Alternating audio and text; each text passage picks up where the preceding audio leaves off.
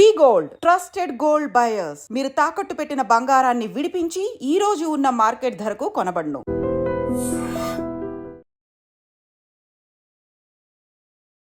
నమస్తే, welcome to iDream inside politics with కవిత.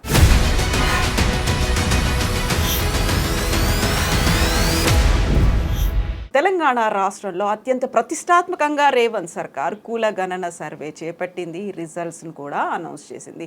ఆ తర్వాతే అసలు కథ మొదలైంది. తిరిగి సర్వే చేయాలి అనేటువంటి వాదంతో పాటుగా బీసీ కులాల నెంబర్ అనేది ఆ జనాభా ఎందుకు తగ్గింది అనేటువంటి వాదన కూడా వినిపిస్తుంది. ఐ డ్రీమ్ ప్రేక్షకులకు గుర్తుంటే కరెక్ట్గా 2 నెలల క్రితం బీసీలకు సంబంధించి సరికొత్త పార్టీ ఆవిర్భవించబోతోంది అంటూ పొలిటికల్ అనలిస్ట్ ప్రకాష్ గారు చెప్పారు. ఆ తర్వాత తీన్మార్ మల్లన్న ఆ దిశగా అడుగులు వేస్తున్నారనే వార్తలు వినిపిస్తున్నాయి.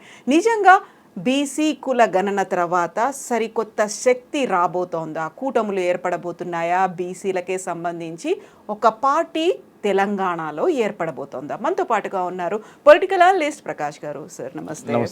మనం కరెక్ట్గా 2 నెలల కింద మాట్లాడుకున్నప్పుడు మీరే చెప్పారు సరికొత్తగా బీసీలకు సంబంధించి ఒక పార్టీ రాబోతోంది. అనివార్యమైనటువంటి పరిస్థితి అన్ని పార్టీలకి ఏర్పడుతుంది, పొత్తు పెట్టుకునే పరిస్థితి బీసీ పార్టీతో అనేది. ఆ దిశగా అడుగులు ఆల్రెడీ పడ్డాయా తెలంగాణలో? అంటే ప్రజల్లో ఎక్కడైతే బీసీ జనాలు ఉన్నారో, ఆర్గనైజేషన్స్ ఉన్నాయో, మీటింగ్స్ అవుతున్నాయో ప్రతి దగ్గర కూడా ఈ వాదనకు బలం చేకూరుతుంది. ఏంటంటే ఏ పార్టీలో మనం ఉన్నా మనం సెకండ్ క్లాస్ వ్యక్తులుగానే ట్రీట్ చేయబడుతున్నాం. మన అనుకూల విధానాలను మనం వాళ్ళని ఒప్పించి చేసుకోలేకపోతున్నాం. అధికారంలోకి వచ్చినాక బీసీలను అనగదొక్కుతున్నారు. బీసీలకు ఏ రకమైన ప్రయోజనాలు చేకూరడం లేదు. ఏదో అట్లా వాళ్ళు అన్నమాట ఏంటంటే కుక్క బొక్కేసినట్టు మనకేదో ఇస్తారు, కొన్ని పదవులు ఇస్తారు, కొన్ని ఇవి చేస్తారు, మనమేమో వాటితోనే సరిపెట్టుకుంటున్నాం. కాబట్టి ఈసారి అట్లా జరగకూడదు, మనమే ఒక రాజకీయ శక్తిగా ఎదగాలి. అంటే తెలంగాణలో చాలా ఉదాహరణలు ఉన్నాయి. ఒక స్వీయ రాజకీయ శక్తిగా ఎదిగి తెలంగాణను తెచ్చుకున్న టీఆర్ఎస్ ఉన్నది. తర్వాత ప్రశ్నించే గొంతు పేరుతోని ముఖ్యమంత్రి అయిన రేవంత్ రెడ్డి కనబడుతున్నాడు. అసాధ్యం ఏది కాదు. జనసేన 2 సార్లు ఓడిపోయినా కూడా 3వ సారి అక్కడ అధికారంలోకి వచ్చింది. అంటే ఇవన్నీ చూస్తున్నప్పుడు ఏంటంటే దేవేందర్ గౌడ్ పార్టీ నిలబెట్టుకోకపోవచ్చు, చిరంజీవి నిలబెట్టుకోకపోవచ్చు. ఆ 2 ఉదాహరణలు చూసి మనం అట్లా ఎందుకు అనుకోవాలి? మనం ఖచ్చితంగా నిలబడదాం. జనబలం అయితే మనకు ఉన్నది, ధనబలం లేకపోయినా ఆ ధనబలాన్ని కూడా సమకూర్చుకుందాం. కొంతమంది ఆ పార్టీలలో అడ్జస్ట్ కాలేకపోతున్నారు. వాళ్ళకి ఆ శక్తి ఉంది, పార్టీ పెట్టి నడుపుకోగలిగే శక్తి ఉంది. మల్లన్నే కావచ్చు, రేపు బీజేపీ అధ్యక్ష పదవి ఇవ్వకపోతే, కేంద్రంలో కూడా తీసుకోకపోతే ఈటెల రాజేందర్ బయటకు వచ్చి పార్టీ పెట్టవచ్చు. ఆ రోజు ఉన్న ప్రత్యేక పరిస్థితి ఏంటంటే ఎలక్షన్ దగ్గరగా ఉన్నాయి. ఆయనకు సపోర్ట్గా ఎవరు ముందుకు రాలేదు, ఏది టీఆర్ఎస్లోంచి బయటకు వెళ్ళినాక. వాస్తవంగా ఈటెల రాజేందర్ వేరే పార్టీ పెడదామనే చాలా ప్రయత్నం చేశాడు. ఆలస్యం చేయడం కూడా, వేరే పార్టీలో పోకుండా అందరి దగ్గర పోయి మాట్లాడడం, ఇదంతా కూడా ఏంటంటే శక్తులు కలిసి వస్తే తనే పార్టీ పెట్టాలని అనుకున్నాడు. అంటే చాలా దగ్గర దాకా ప్రయత్నాలు వచ్చి పోయినాయి. ఇప్పుడు రేపు మళ్ళీ నన్ను షోకాజ్ నోటీస్ ఇచ్చారు, రేపు సస్పెండ్ చేశారనుకోండి, మళ్ళీ నూకుంటాడా సైలెంట్గా? కాబట్టి ఇంటర్నల్గా చాలా జరుగుతూ ఉంది. బట్ నేను బయటకు కనబడే దాని మీద అనాలిసిస్ చేయగలుగుతా. పార్టీ ఏర్పడుతుంది, ఇవాళ కాకపోయినా కొద్ది ఆలస్యంగానైనా పార్టీ అనేది వస్తుంది. ఒక 20 నుంచి 30 మంది ఎమ్మెల్యేలను గెలిపించుకునే దిశలో బీసీ క్యాండిడేట్స్ ఆలోచిస్తున్నారు. ఎలక్షన్లో పోటీ చేసేవాళ్ళు కానీ అన్నిటికీ వాళ్ళు సమాహితం అవుతున్నారు.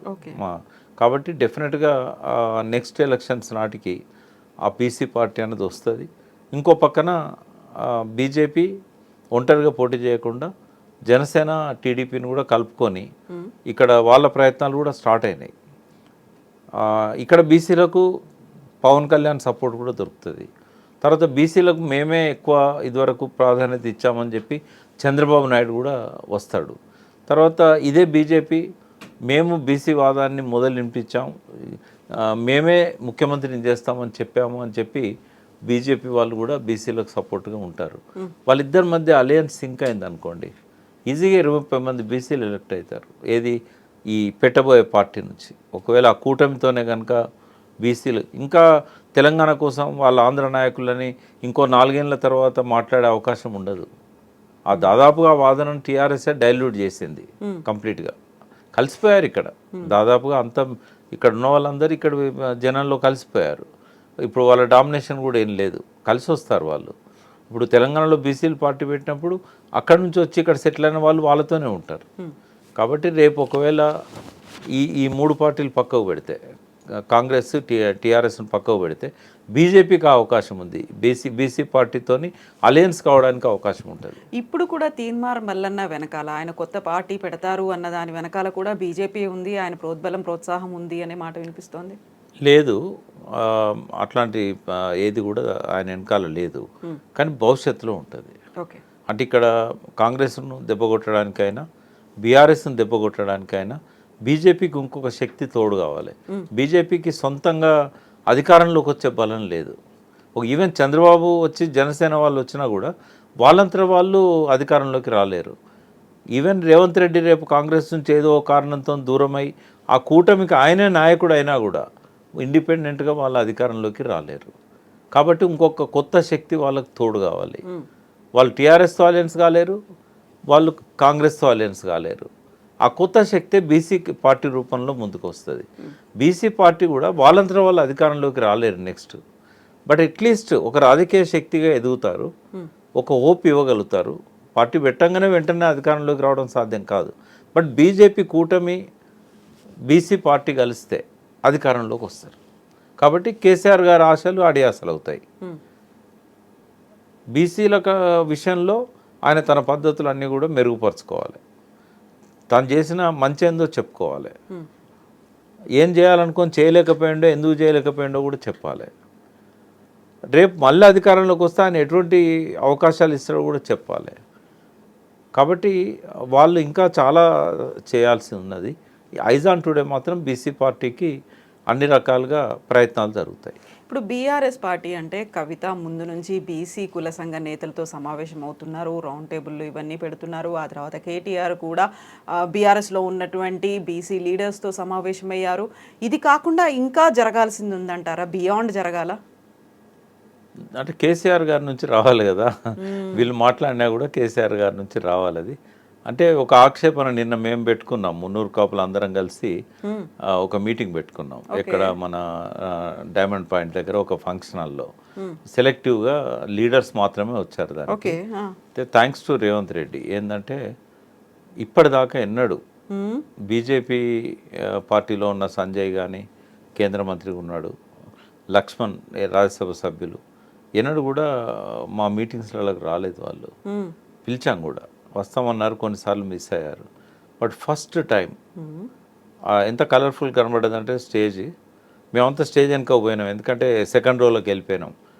అంతమంది లీడర్స్ వచ్చారు అన్ని పార్టీల వల్ల. అన్ని పార్టీలో ఒక పక్క తీన్మార్ మల్లన్న, ఆయన పక్కన గంగుల కమలాకర్, ఆయన పక్కన బండి సంజయ్, ఆయన పక్కన రవిచంద్ర ఉద్దిరాజు, అంటే అన్ని బీజేపీ, కాంగ్రెస్ అండ్ టీఆర్ఎస్ మూడు పార్టీల ముఖ్యమైన నాయకులు నిన్న ఆ స్టేజ్ మీద కనబడ్డారు. ఎవరు మిస్ కాలేదు.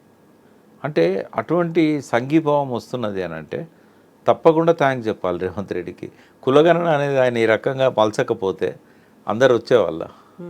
కాబట్టి బీసీల ఐక్యతకి, బీసీ పార్టీ ఆవిర్భావానికి దోహదం చేసే అంశం ఇది. కులగణన గురించి చూస్తే మనకేంటంటే రేవంత్ రెడ్డి చాలా పెద్ద బ్లండర్ చేశాడు. అంటే కొన్ని సెక్షన్లతోని ఆడుకోవద్దు అనే అపరిపక్వతతోని తమాషాలు చేస్తున్నాడు. ఆయన బీసీల సత్తా ఏందో ఆయనకు తెలియదు, బీసీల యొక్క పవర్ ఏందో ఆయనకు తెలియదు. బీసీలతో పెట్టుకున్నాడు. బీసీలతో పెట్టుకుంటే మటాష్, ఇంకేముండదు ఆయనకి. ఇప్పుడు రేపు ఎలక్షన్స్ వచ్చినాయంటే రేవంత్ రెడ్డిని వాళ్ళు ప్రొజెక్ట్ చేస్తే అసలు కాంగ్రెస్ మొత్తం మట్టి కొట్టుకపోతుంది. ఎందుకంటే ఇంతకాలం బీసీలకు అన్యాయం జరిగింది.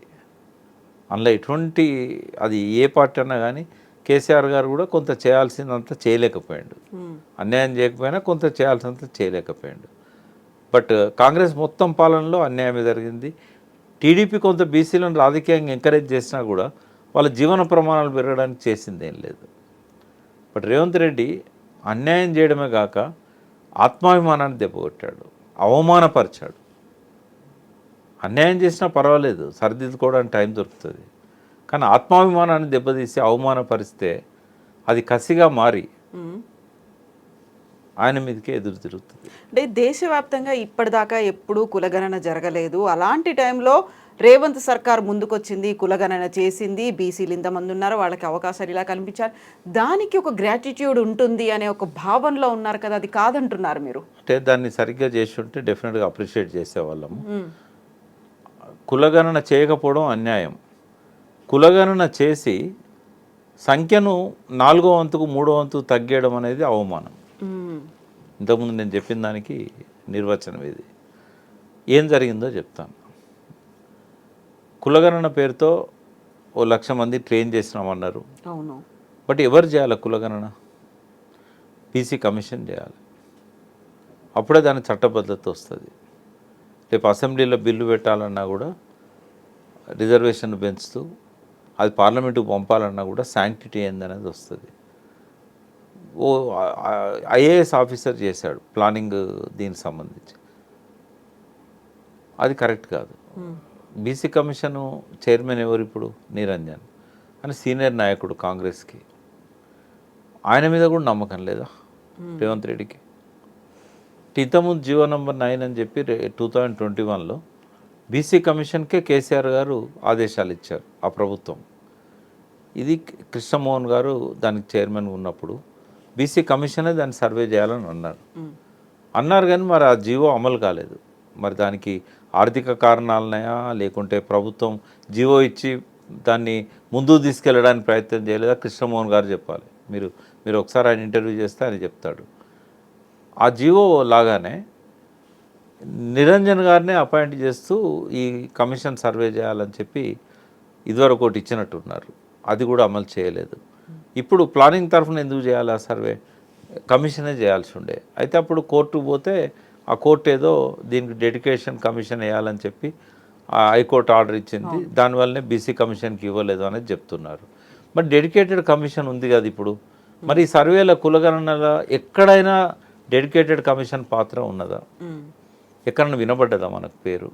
మేము కూడా అమాయకుల్లాగా, నేను కవిత గారు మేము కొంతమందిని కలిసి డెడికేటెడ్ కమిషన్ దగ్గర పోయి వినతి పత్రాలు ఇచ్చాం.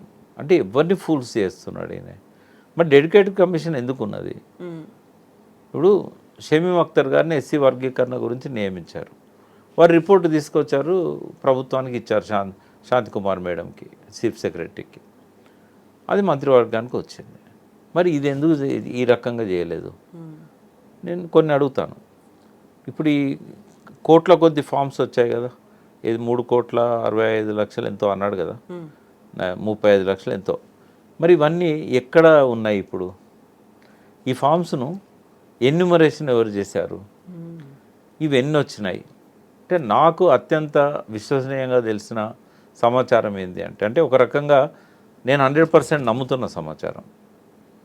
అంటే ఆధారాలు లేకుండా నేను నమ్మా.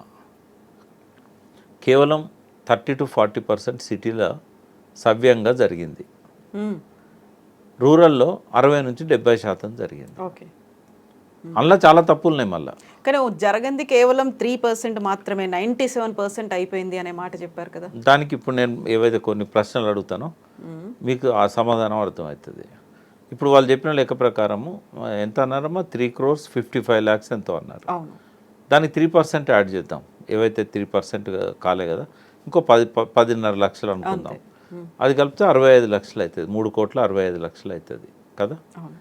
ఇది అబద్ధం అని చెప్పడానికి ఎలక్షన్ కమిషన్ వాళ్ళ వెబ్సైట్లోకి వెళ్తే మొన్న ఇచ్చారు 5 జనవరి రోజు, జనవరి 5వ తేదీన తెలంగాణ ఓటర్స్ 3,35,00,000. ఓటర్ కాని వాళ్ళు ఎవరు ఉంటారు అంటే 0 to 18 ఇయర్స్. వాళ్ళు ఎక్కడ దొరుకుతారు మనకు?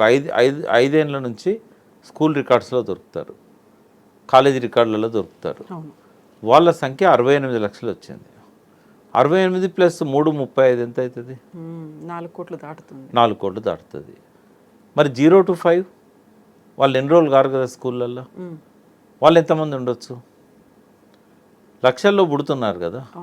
ఇప్పుడు మొత్తం దేశమంతా ప్రపంచమంతా జనాభాలో యావరేజ్గా 10 ఏళ్ళకు ఒకసారి 13.5% యావరేజ్ గ్రోత్ రేట్ ఉంటుంది. బీహార్లోనైనా ఉత్తరప్రదేశ్ అయినా ఎక్కడైనా కూడా ఒక 1% అటు ఇటు ఉంటుంది. మరి తెలంగాణలో ఎందుకు ఉండదు? ఈయన లెక్క ప్రకారం తెలంగాణలో ఓన్లీ 2 lakhs పెరుగుతుందా? ఇదివరకు సర్వే చేసినప్పుడు సమగ్ర కుటుంబ సర్వేలో 3,68,00,000 అన్నారు. 3,68,00,000 కంటే తక్కువ ఉండే అవకాశం లేదు కదా. ఎందుకంటే 14 లక్షల కేసీఆర్ కిట్స్ ఇచ్చారు. అవి ఎవరికి ఇస్తారు? డెలివరీ అయిన తర్వాత మరి అందరు చచ్చిపోయినా, ఆ పుట్టిన 14 లక్షల మంది చచ్చిపోయినా. పోనీ 14 లక్షల కళ్యాణ లక్ష్మి షాదీ ముబారక్ చెక్కులు ఇచ్చారు. వీళ్ళందరూ కూడా పెళ్ళిళ్ళు చేసుకున్నాక పిల్లలు పుట్టలేకపోయారా? అంటే ఏంది అసలు, ఎవరితో ఆడుకుంటుండ ఆయన? అంటే ఇంత అమాయకంగా ప్రజలను ఎడ్డోళ్ళు గుడ్డోళ్ళు నేనేం చెప్పినా నమ్ముతారు అని చెప్పి ఇట్లాంటి వెధవేషాలు వేస్తే సహిస్తారా? అందుకే అంటున్నాను నేను, ఆయన కులగణన చేయకపోయినా ఆ క్రెడిబిలిటీ ఉండేదేమో. ఆయన చేసింది అవమానపరిచాడు, ఆత్మాభిమానం మీద దెబ్బ కొట్టాడు. ఇంకా ఏం చేశాడు? మరి ఎక్కడి నుంచి వచ్చింది లెక్క? ఒకవేళ నేను చెప్పేది తప్పు అనుకుంటే వాళ్ళు గ్రామాల వారీగా పంచాయత్ సెక్రటరీల దగ్గర కాపీలు పెట్టాలి. ఏ ఊర్లో ఎవరెవరు ఏ క్యాస్ట్ వాళ్ళు ఇచ్చిన ఫామ్స్ జిరాక్స్ కాపీ పెట్టాలి. అబ్స్ట్రాక్ట్ కాదు, వాళ్ళు వెళ్ళి చూసుకుంటారు నా కులం కరెక్ట్ రాసిందా లేదా. లేదా వెబ్సైట్లో పెట్టాలి వాళ్ళది కరెక్ట్ ఉందా లేదా. సెకండ్ ఏంటంటే అర్బన్లో అయితే మున్సిపల్ వార్డ్స్లలో పెట్టాలి, డివిజన్లలో పెట్టాలి. ఒకవేళ పెట్టే దమ్ము లేకపోతే నేను చెప్పిందే కరెక్ట్ అవుతుంది. నేనేం చెప్పబోతున్నా అంటే, ఒక సంస్థకి ఇచ్చారు, గవర్నమెంట్ ఎయిడ్ మీద ఆధారపడ్డ ఒక సంస్థకు, పేర్లు చెప్పను నేను, ఈ మొత్తం మెటీరియల్ తీసుకుపోయి ఇచ్చారు. 2,20,00,000 కూడా లేవు ఆ ఫామ్స్ అన్నీ. ఏదైతే 3,55,00,000 వచ్చినాయి, ఇంకా 3% కాలేదన్నాడు కదా, నాట్ ఈవెన్ 2.5 crores వాళ్ళు చెప్పారు. అంటే ఆల్మోస్ట్ ఒక 40% లేదు, అందులో 60% మాత్రమే ఉన్నాయి. యావరేజ్ 60. అర్బన్లో అయితే 40 కూడా లేదు, రూరల్లో 60-70. యావరేజ్గా మీరు అన్నట్టు ఒక 40% మైనస్ అయింది. వాళ్ళు ఏం చెప్పారంటే ఈ చేసినవి కూడా సరిగా లేవు, ఇంకా రావాల్సింది చాలా ఉంది అన్నప్పుడు ఇంకా దాన్ని శాస్త్రీయ సర్వేగా చెప్పుకోలేరు కదా. చేయలేదు, కట్టగట్టి ఒకడ పడేశారు అవి. వాళ్ళకు కూడా చెప్పారు రిపోర్ట్ బయటికి వద్దని. తర్వాత ఏం చేశారు, ఓ కంప్యూటర్స్ 2 పెట్టుకొని 2 మనుషులను పెట్టుకొని ఓ 2 మంత్రులు ఒక మాజీ మంత్రి కూర్చొని రెడ్ల సంఖ్యను ఎట్లా ఎక్కువ చేయవచ్చు, రెడ్ల సంఖ్యను ఎక్కువ చేయాలి, రెండవది బీసీల సంఖ్యను తక్కువ చేయాలి, బీసీలలో 300 కాపులది ఇంకా తక్కువ చూపెట్టాలి. ఎందుకంటే వాళ్ళకి థ్రెట్ 300 కాపులతోనే ఉంది. బీసీలలో కొద్దిగా పొలిటికల్గా పోలరైజ్ అవుతున్నదంతా కూడా 300 కాపు సెక్షన్. నేను చెప్తున్నానమ్మా, ఇవాళ ఒకవేళ ఎస్సీలలో మాదిగతో కొద్దిగా అటు ఇటు ఉండొచ్చు, కానీ 300 కాపులు single largest community in Telangana. వీళ్ళు ఏం చేశారు, ఇప్పుడు రెడ్లు single largest community in Telangana అని చూపెట్టారు. స్వయంగా సమగ్ర కుటుంబ సర్వే తర్వాత కేసీఆర్ గారే మాతో మాట్లాడినప్పుడు రెడ్ల పర్సెంటేజ్ 2.4 అని చెప్పాడు. 2.4 అంటే ఎంత వస్తుంది? అప్పుడున్న 3.5 కోట్ల జనాభాలో 3.68 అంటే మ్యాక్సిమం వస్తే ఎంత అవుతుంది? 2.5 అంటే 1 కోటికి 2.5 లక్షలు, 3 కోట్లకి 7.5 లక్షలు, హార్డ్లీ ఒక 8-9 లక్షల కుటుంబాలు, 8-9 లక్షల జనాభా. ఎందుకు తగ్గారు అన్నప్పుడు ఇంకో 10 లక్షల మంది దాకా, 10-12 లక్షల మంది దాకా అమెరికాలో, ఆస్ట్రేలియాలో, యూకేలో ఎక్కడెక్కడనో సెటిల్ అయ్యారు. సమగ్ర కుటుంబ సర్వే రోజు వాళ్ళు రాలేదు. నేను వాళ్ళు తక్కువ ఉన్నారని అన్నా, కానీ ఇండియాలో వాళ్ళు ఉన్న పరిస్థితికి ఇది, తెలంగాణలో ఉన్న పరిస్థితి ఇది. ముఖ్యమంత్రి స్వయంగా చెప్పాడు 2.4%. అదే విషయాన్ని మేము ఒక ఛానల్లో కూడా చెప్పాము. ఎందుకు వచ్చింది ఆ రోజు ఈ పరిస్థితి అంటే, ఉత్తమ్ కుమార్ రెడ్డి పిసిసి ప్రెసిడెంట్ ఉండొచ్చు బహుశా అప్పుడు, 0.5 గాళ్ళు మనల్ని పరిపాలన చేస్తున్నారు అన్నాడు. పేపర్లో వచ్చింది అది. ఆయనకు ఆవేశం వచ్చింది. మేము 0.5 కాదు 0.4, ఆయన ఇంకొక 0.1 ఎక్కువ చెప్పాడు. మరి వాళ్ళు ఎంత ఉన్నారు? వాళ్ళు 2.4 గాలే కదా అని చెప్పి అన్నాడు. అంటే ఆయన చెప్పిన విషయాలన్నీ మైండ్లో ఉన్నాయి కాబట్టి మేము కొంచెం దూకుడుగా మాట్లాడినాం. నేను, దేశపతి శ్రీనివాస్, అల్లం నారాయణ గారు, దేవిప్రసాద్, మేము కొంతమంది పోయి ఆ రోజు టీవీలో మాట్లాడినాం. అంటే 2.4 అనేది సమగ్ర కుటుంబ సర్వే ద్వారా ఆయన చెప్పింది వచ్చిన లెక్క.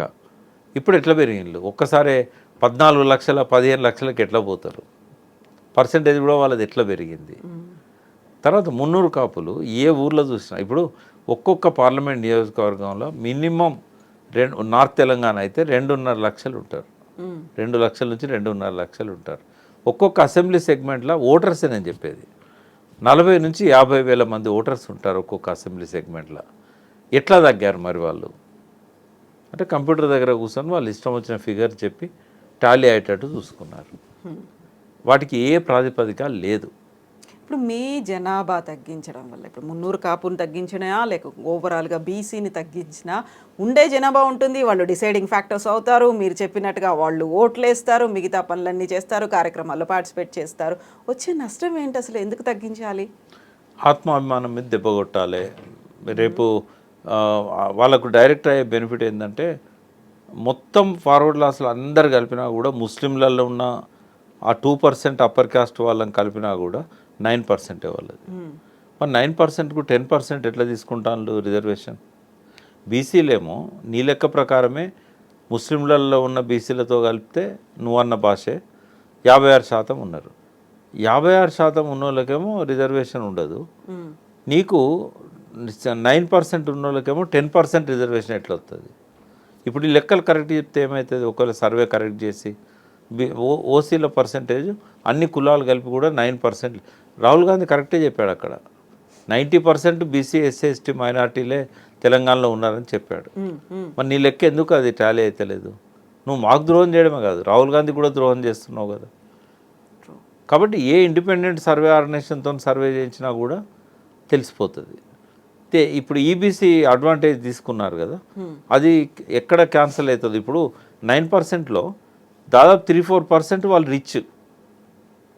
ఇక రిజర్వేషన్ ఎంతమందికి కావాలి? ఒక 3-4% ఉంటారు కావచ్చు పేద కుటుంబాలను వాళ్ళు. ఈ వైశ్యాస్లలో కానీ రెడ్డిస్లలో కానీ వెల్మాస్లలో కానీ హార్డ్లీ 3-4% మ్యాక్సిమం ఉంటారు, అంతకంటే ఎక్కువ ఉండరు. మరి వాళ్ళ కోసం 10% రిజర్వేషన్స్ ఎందుకు ఉండాలి? ఎంతమంది ఇప్పుడు గ్రామాలకు మీరు పోయి కొంతమంది గ్రూప్స్ రాసిన వాళ్ళను ఇట్లాంటి వాళ్ళను కొద్దిగా ఎంక్వైరీ చేస్తే మేము బీసీ డి గ్రూప్లో ఉన్నాము, బి గ్రూప్లో ఉన్నాము, మాకు 150 మార్కులు వచ్చినా మాకు జాబ్ రాలేదు, 120 మార్కులు వచ్చినా ఒక రెడ్డికి జాబ్ వచ్చింది, ఒక బ్రాహ్మణ్కి జాబ్ వచ్చిందని చెప్తున్నారు. అంటే ఈ వివక్ష ఎందుకు ఇట్లా వచ్చింది? ఇప్పుడు ఈ లెక్క కరెక్ట్ చెప్తే అది వాళ్ళకి దెబ్బ పడుతుంది. అంటే ఇట్లాంటివన్నీ కూడా ఉన్నాయి. రెండవది ఏంటంటే 300 కాపుల మీద ఒక కక్ష కట్టి ప్రత్యక్షంగా వీళ్ళని ఎదగనియవద్దు. ఇదివరకు 1952లో 53లో బూరుగుల రామకృష్ణారావు గవర్నమెంట్ నుంచి మొదలుపెట్టి మొన్నటి దాకా కేసీఆర్ రెండవ పీరియడ్ వరకు 300 కాపు లేకుండా క్యాబినెట్ లేదు. ఎవరిదైనా తీసుకోండి మీరు మినిస్ట్రీ, 300 కాపు లేకుండా రాష్ట్ర క్యాబినెట్ లేదు. మొదటిసారి 300 కాపుల క్యాబినెట్లో అవకాశం ఇవ్వలేదు రేవంత్ రెడ్డి. ఎందుకలా? కక్ష కట్టాడు. ఎందుకంటే మమ్మల్ని కొట్టగలిగేది 300 కాపులు అనేది అర్థమైంది. ఆయన ఏమనుకున్నాడు? కేసీఆర్ని నేను ఆపగలుగుతా ఇంకా రాకుండా. మహేష్ కుమార్ కూడా అదే చెప్తున్నాడు కదా. అది వాళ్ళు ఆలోచిస్తున్నారు. బట్ ఇక మనకు థ్రెట్ ఎవరి నుంచి ఉంటుంది? బీసీలలో అందరినీ పోలరైజ్ చేయగలిగిన శక్తి 300 కాపులకే ఉంటుంది. ఎందుకంటే మొదటి నుంచి కూడా లీడర్షిప్ రోల్ 300 కాపులది. వ్యవసాయం కాపుల దగ్గర ఉండేది. కాపులు వ్యవసాయం చేస్తేనే సబ్బండ వర్గాలు ఆ కాపుల మీద ఆధారపడి జీవించేవారు. అన్ని సమస్త వృత్తులు కూడా వ్యవసాయంలో కాపులు ఉపయోగించుకునేవాళ్ళు. కాబట్టి ఒక లీడర్షిప్ రోల్ ఉంటుంది. తర్వాత వందల సంవత్సరాల కాలం నుంచి మొఘల్స్ నుంచి అంతకంటే ముందు కుతుబ్ షాయిల నుంచి గ్రామాలలో పెత్తనం 300 కాపులది.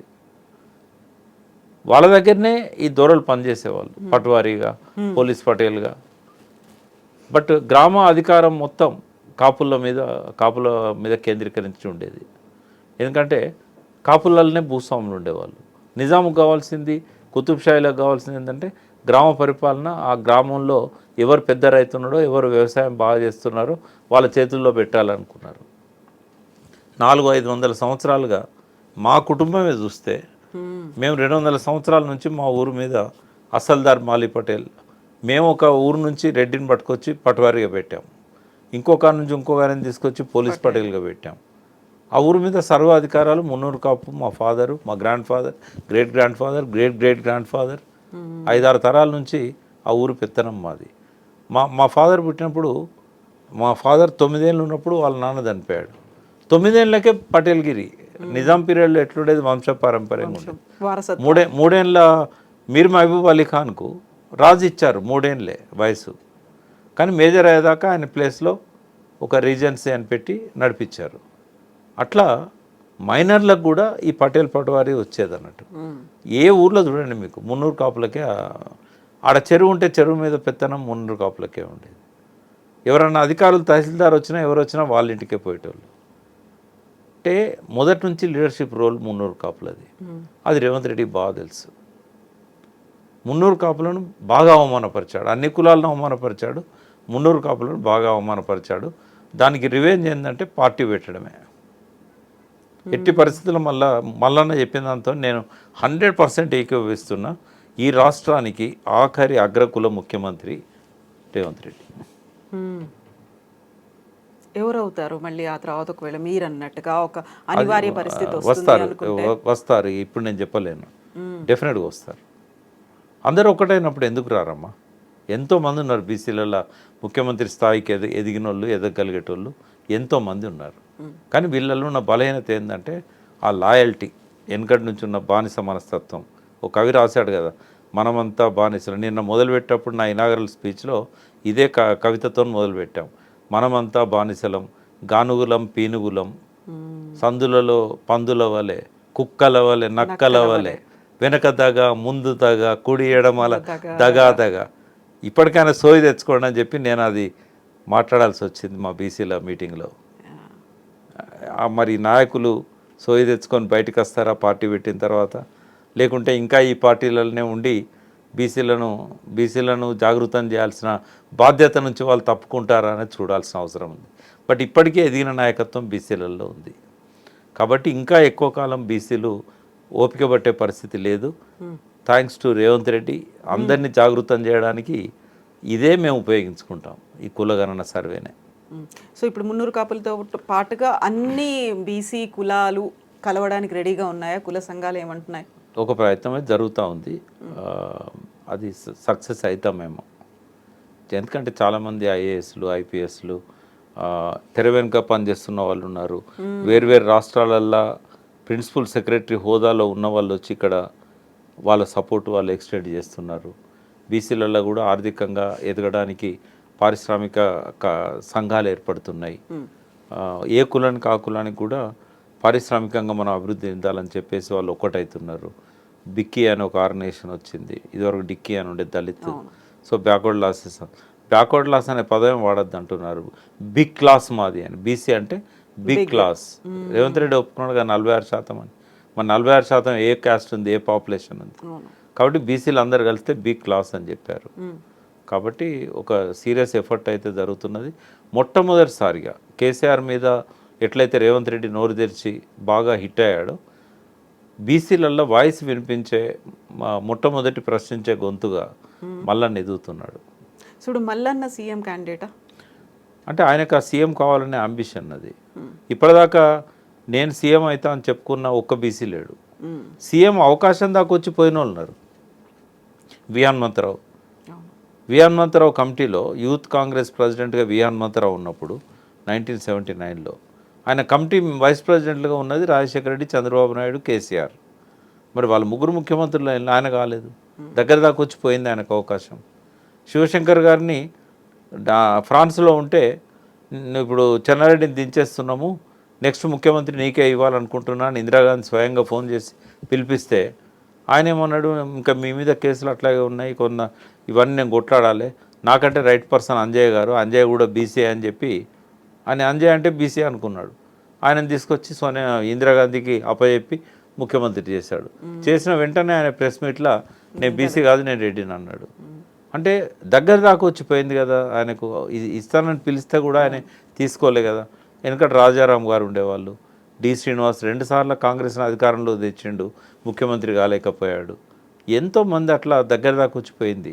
ఆ ఆవేదన ఉంది మున్నూరు కాపులలో. తర్వాత నేను అనేది మున్నూరు కాపే ముఖ్యమంత్రి కావాలని ఏం లేదు. బీసీలలో ఎవరికి ఎలిజిబిలిటీ ఉంటే వాళ్ళు అవుతారు. కానీ బీసీల ఐక్యత అనేది ఒక షరతుగా ఉండాల్సిన అవసరం ఉంది. ఎప్పటికంటే ఎక్కువగా ఇప్పుడు బీసీల ఐక్యతకు చాలా అవకాశాలు ఏర్పడ్డాయి. ఎందుకంటే అన్ని పార్టీలు వాళ్ళ దిక్కే చూస్తున్నాయి.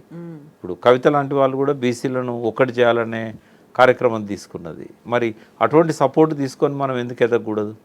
సో నేను ఒకటే లైన్ తీసుకున్నాను, బీసీలను యునైట్ చేయడానికి, బీసీల ఆత్మగౌరవం పెంచడానికి ఎవ్వరు సపోర్ట్ ఇచ్చినా, అది ఏ క్యాస్ట్ వాళ్ళు ఇచ్చినా వాళ్ళని ఉపయోగించుకోవాలనే నిర్ణయం తీసుకున్నా. కాబట్టి ప్రతి క్షణం కవిత గారితో వారు ఏ మీటింగ్ పెట్టినా నేను ఉంటున్నా. రాజకీయాలలో కూడా నేను ఇంకా ఇంట్రెస్ట్ లేదు నాకు. కేవలం బీసీలను బలోపేతం చేయడానికే నా శక్తిని ఉపయోగించుకోవాలనేది నేను అనుకున్నాను. రేపు కేసీఆర్ గారు పిలిచి మళ్ళీ రమ్మన్నా నాకేమి పోవాలని ఇంట్రెస్ట్ లేదు. అయితే నాలాంటి వాళ్ళు వందల సంఖ్యలో ఉన్నారు. వేర్వేరు జాబులలో స్థిరపడ్డ వాళ్ళు, వేర్వేరు రంగాలలో పనిచేస్తున్న వాళ్ళు. ఇందాక చెప్పాను కదా, ఎక్కడో నార్త్ ఇండియాలో ప్రిన్సిపల్ సెక్రటరీస్ ఉన్నవాళ్ళు వారం వారం వచ్చి ఇక్కడ బీసీలను మేల్కొల్పుతున్నారు. కాబట్టి ఇంత ముందులాగా లేరు, బీసీలు బలోపేతం అవుతున్నారు, ఆర్థికంగా జాగృతమయ్యారు, ఆర్థికంగా అభివృద్ధి చెందుతున్నారు. ఇంకా మీ మాయమాటలు చెప్పి మీ దగ్గర నటిస్తారేమో కానీ వాళ్ళు అట్లా మీకు కూడా లాయల్గా ఉండే వాళ్ళు ఏం కాదు. సమయం వచ్చినప్పుడు అందరూ బయటకు వస్తారు అనేది వాళ్ళకి చెప్పదలుచుకున్నాను. ఆ సమయం ఎప్పుడు? ఇప్పుడా కరెక్ట్గా ఎన్నికలకు ముందేనా? 4 ఏళ్ల పాటు ఉంది ఇంకా మనకు ఎన్నికలు అనేది. 4 ఏళ్ల పాటు ఉందనేది కరెక్ట్ కాదమ్మా. ఎందుకంటే రేపు ఒకవేళ ఇప్పుడు కాంగ్రెస్లో ఎమ్మెల్యేలు మీటింగ్స్ పెట్టుకుంటున్నారు, నిప్పులేంది పొగరాదు, ఖచ్చితంగా ఏదో జరుగుతూ ఉంది. ఇప్పుడు ఒక వ్యక్తి క్యాన్సర్ ఉన్నదనేది బయటపడడానికి ముందు ఓ 4-5 ఏళ్ళలో 10 ఏళ్ళలో లోపల సెల్ డివిజన్ అనేది జరుగుతూ ఉంటుంది. ఆ తర్వాత అది డయాగ్నాస్టిక్ సెంటర్లో మనకు తెలిసినప్పుడు మనకు తెలుస్తుంది ఇది క్యాన్సర్ అయింది ఏ స్టేజ్లో ఉంది. బట్ ఇప్పుడు ఇన్ఫరెన్స్ ఏంటంటే వాళ్ళ మధ్య వర్గపోర్ అనేది పత్రికల స్థాయికి వచ్చేసింది, అది మీడియా దృష్టికి వచ్చేసింది. ఎన్నో రోజులు ఆపలేరు వాళ్ళు. వర్టికల్ డివిజన్ అవుతుంది కాంగ్రెస్. వర్టికల్ డివిజన్ అయినప్పుడు విశ్వాస పరీక్షలు ఉంటాయి. విశ్వాస పరీక్షల్లో నెగ్గలేనప్పుడు ఇక్కడున్న పార్టీలు ఏ పార్టీ ఇంకో పార్టీ సపోర్ట్ చేసేది లేదు. బీజేపీ కాంగ్రెస్ గెలవదు, కాంగ్రెస్ టీఆర్ఎస్కి గెలవదు. అప్పుడు ఏమవుతుంది? ఎవరు ప్రూవ్ చేసుకోలేని పరిస్థితుల్లో 3 పార్టీలకు గవర్నర్ అవకాశం ఇస్తారు. అల్టిమేట్గా ఏం జరుగుతుంది? మళ్ళీ ఎలక్షన్ వస్తుంది. కాబట్టి ఏదైనా జరగవచ్చు. జమిలీ ఎన్నికలు వచ్చినాయి అనుకోండి, ఇంకో 1 ఇయర్ తగ్గిపోయినట్టే కదా. ఇప్పుడు వచ్చడానికి ఎక్కువ అవకాశాలు ఉన్నాయి. ఢిల్లీ కూడా వాళ్ళ చేతుల్లోకి వచ్చింది, బీజేపీ చేతుల్లోకి. కాబట్టి 1 to 2 ఇయర్స్లో కూడా ఎన్నికలు రావచ్చు. ఉప ఎన్నికలే కాదు, మధ్యంతర ఎన్నికలు కూడా రావచ్చు, అవకాశాలు ఉన్నాయి. కాబట్టి పార్టీ పెట్టడానికి ఆలస్యం చేయడం కరెక్ట్ కాదు. బీసీలు యాజ్ ఎర్లీ యాజ్ పాసిబుల్ పార్టీని ప్రకటించాలి, జాయిన్ అయ్యే వాళ్ళు అవుతుంటారు. సో ప్రకాష్ గారు, మనం ఇన్ని రకాలుగా బీసీలకు సంబంధించి ఇన్ని సంఘాలు, నాయకులు, అసలు లెక్కలు ఏంటి, ఆ బడ్జెట్ అంతా ఎక్కడ ఇన్ని మాట్లాడుకున్నప్పుడు ఈ పాయింట్స్ అన్నిటినీ మల్లన్న రైజ్ చేశారు. రైజ్ చేసిన పాయింట్స్ అన్నీ బాగున్నాయి, కాకపోతే అవి ఉపయోగించినటువంటి లాంగ్వేజ్ అనేది అభ్యంతరాలు చాలా ఉన్నాయి కదా. నిజంగా అంత మాట్లాడితే తప్ప వెయిటేజ్ అనేది రాదా? అది తప్పుడు ఆలోచన అమ్మా. ఎందుకంటే ఎవరో ఒక పిల్లోడు మహేష్ అని, అతను ఏమి మనం ఎవ్వరం గుర్తుపట్టగలిగే స్థాయిలో కూడా లేడు. ఆయన ఏదో నోరు జారి ఏదో అన్నాడట బీసీలను. దానికి రిప్లై ఇస్తూ ఇంత అగ్రెసివ్గా రెడ్డిలను టార్గెట్ చేసి అట్లా మాట్లాడడం అనేది అది బీసీలలోనే బాగా వ్యతిరేకత వచ్చింది. అందరు కూడా ఆయనకు చెప్పారు, ఎంత కోపం వచ్చినా మనము ఒక షాక్ అబ్జర్వర్ లాగా మనల్ని కంట్రోల్ చేసుకోవాలి, అట్లా నోరు జారకూడదు, అది మంచిగా అనిపించదు. ఎందుకంటే బీసీలు అంటే కొద్దిగా సంస్కారవంతులు అనే భావన ఉంది బయట. తెలంగాణలో ఎవరు అటువంటి భాష వాడడానికి ఇష్టపడరు. కాబట్టి అది కరెక్ట్ కాదు అని చెప్పి ఆయనకు చెప్పారు చాలా చెప్పాల్సిన వాళ్ళు. బట్ ఏది ఏమైనా కూడా నేను కూడా మీడియా ముఖంగానే చెప్పాను, ఇది భాష మాట్లాడడం అనేది తీవ్రమైన అభ్యంతరం. ఆయన కూడా చెప్పాము. బట్ ఇంకోసారి అటువంటి భాష మాట్లాడొద్దు అని చెప్పాము. దాని మీద బీసీల నుంచి కూడా కొంతమంది వ్యతిరేకంగా మాట్లాడిన వాళ్ళు కూడా ఉన్నారు, మన తెలంగాణ విటల్ ఇట్లా. అయితే ఏది ఎట్లున్నా నిన్న మేము డాష్ షేర్ చేసుకున్నాం వారితో. అయితే ఈ భాష అవసరం లేదు. ఇది ఎక్కడి నుంచి వచ్చింది ఆలోచన అంటే, కేసీఆర్ గారు కొంత ఉద్యమ అవసరాల దృష్ట్యా ఆయన మంచి భాష మాట్లాడతారు, బట్ పరుష పదాలను వాడేవారు. అయితే తేడా ఏంటంటే బూతులు మాట్లాడపోయేది కేసీఆర్, పరుష పదాలు వాడేది, అవతల వాళ్ళని హర్ట్ చేసేది, రెచ్చగొడితేనే కలిసి వస్తారు అనేది ఉండేది. బట్ ఇంత ఈ రకంగా మాట్లాడలే. బట్ నోరు జారిండని అనిపించింది. సరి చేసుకుంటాడు అనుకుంటున్నాం. రియలైజ్ అయ్యిండ్రా? మళ్ళీ ఎదిగే క్రమంలో ఉన్నాడు కదా. అంటే ఆ వయసు, ఆ దూకుడు స్వభావం, ఆయనతో నా భాష మాట్లాడించినా కూడా రియలైజ్ అయిండని నేను అనుకుంటున్నాం. మాలాంటి వాళ్ళని చెప్పిన తర్వాత డెఫినెట్గా ఆయన పాజిటివ్గా తీసుకుంటాడని మేము అనుకుంటున్నాం. ఒకవేళ అట్లా తీసుకుంటేనే ఆయన ఎదుగుతాడు, లేకపోతే ఆయనకు ప్రతిబంధకం అవుతుంది అది. కాబట్టి మాట మాట్లాడే ముందు వాజ్పేయి గారిని ఒకసారి గుర్తు తెచ్చుకోవాలి. మీరు ఏ ప్రశ్న అడిగినా వాజ్పేయి గారు ఒక హాఫ్ మినిట్ అన్న పాజ్ ఇవ్వకుండా ఎన్నడూ ఏది మాట్లాడలే. ఆయన ఒక సెంటెన్స్కు రెండో సెంటెన్స్ కూడా ఒక 30 సెకండ్స్ పాజ్ ఇస్తారు. సో వాజ్పేయి గారు మాట్లాడే పద్ధతి ఏదైతే ఉన్నదో ప్రతి ఒక్కరికి అది అవసరం. కాకపోతే విద్వేషాలు, ఆవేశాలు రెచ్చగొట్టాలనుకున్నప్పుడు భాష విషయంలో కంట్రోల్ అనేది ఉండాలి. కొన్ని మంచి మాటలతో కూడా మనకు కావాల్సిన రిజల్ట్స్ తీసుకోవచ్చు. లేకపోతే అంతా పక్కదారి పడుతుంది, ఇది మాత్రమే హైలైట్ అవుతుంది. అది ఇప్పుడు అదే జరిగింది కదా. ఆ మాట మీదనే చర్చ జరుగుతుంది తప్ప ఆయన మాట్లాడిన దాని మీద జరగట్లేదు. కానీ బీసీలలో మంచిగా మాట్లాడే వాళ్ళు చాలామంది వచ్చారమ్మా. నాకు హ్యాట్స్ ఆఫ్ టు చిరంజీవులు గారు. ఆయన ఎంత బాగా చెప్పగలుగుతున్నాడు అంటే బీసీలకు జరిగిన అన్యాయాన్ని. నేను వాళ్ళకి చెప్పాను, ఒక మీటింగ్లో వేదిక మీద చెప్పాను, రాజకీయ పార్టీ రావడానికంటే ముందు భావజాల వ్యాప్తి జరగాలి. బీసీలకు ఎక్కడెక్కడ ఎట్లా అన్యాయం జరిగిందనేది ఇప్పుడు అంబేద్కర్ చెప్పినా, జయశంకర్ చెప్పినా, బోధించు, సమీకరించు, పోరాడు అని అంబేద్కర్ చెప్పాడు. భావజాల వ్యాప్తి, ఆందోళన, రాజకీయ నిర్మాణం, ఇది జయశంకర్ చెప్పాడు.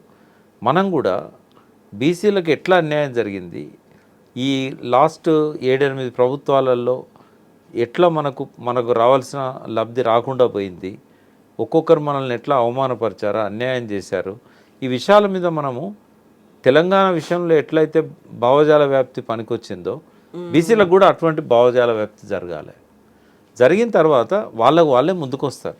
నేనే లైవ్ ఎగ్జాంపుల్. ఎందుకంటే తెలంగాణ ఉద్యమం మొదలుపెట్టినాడు మేము పిడికెడు మందిని కూడా లేము. జయశంకర్ గారు, నేను, కేశవరావు జాదవ్ గారు, మేమందరం కలిసి ఎంత ప్రయత్నం చేసినా కూడా భావజాల వ్యాప్తి కొంత జరిగింది. కానీ ఆ ఆందోళన, రాజకీయ ప్రక్రియ, సమీకరించు, పోరాడు అనే కాడ మేము ఫెయిల్ అయినాం. బోధించే కాడ మేము సక్సెస్ అయినాం. బోధించే కాడ కూడా మా భాష జనానికి ఎక్కలే. బట్ ఈ 3 చేయగలిగిన వ్యక్తి మాకు దొరికిన తర్వాత కేసీఆర్ గారు వచ్చాక ఈ 3 సక్సెస్ఫుల్గా ఆయన చేయగలిగాడు. పార్టీ పెట్టిండు, సమీకరించిండు, ఎన్ని అవస్థలు పడ్డాడో కానీ ఆయన చేయగలిగాడు, అనుకున్న సాధించాడు. ఇదే ఎగ్జాంపుల్ రేపు బీసీ పార్టీ పెట్టి అధికారంలోకి రావాలన్నా కూడా సేమ్ టీఆర్ఎస్ని స్టడీ చేస్తే చాలు, అదే జరుగుతుంది. కాబట్టి కేసీఆర్ ఆవేశాన్ని రెచ్చగొట్టడానికి కొన్ని పరుషపదాలు వాడినా కూడా అసహించుకునే స్థాయిలో లేకుండేది. రేవంత్ రెడ్డి ఆ స్థాయికి దిగజారిండు. మళ్ళన్న కూడా రేవంత్ రెడ్డి ఆ భాష మాట్లాడి ముఖ్యమంత్రి అయింది కాబట్టి నేను కూడా అట్లా అయితే అనుకుంటే తప్పది. కాబట్టి సంయమనం అనేది అవసరం. ఏం మాట్లాడినా దీనివల్ల మనకు ఎటువంటి నెగటివ్ ఇంపాక్ట్ ఉంటుంది అనేది ఆలోచించి ఆచితూచి మాట్లాడాలి. అదే నేను మల్లన్న గారికి మీ ద్వారా చెప్పగలుగుతున్నాను. Yes, Prakash. Thank you so much.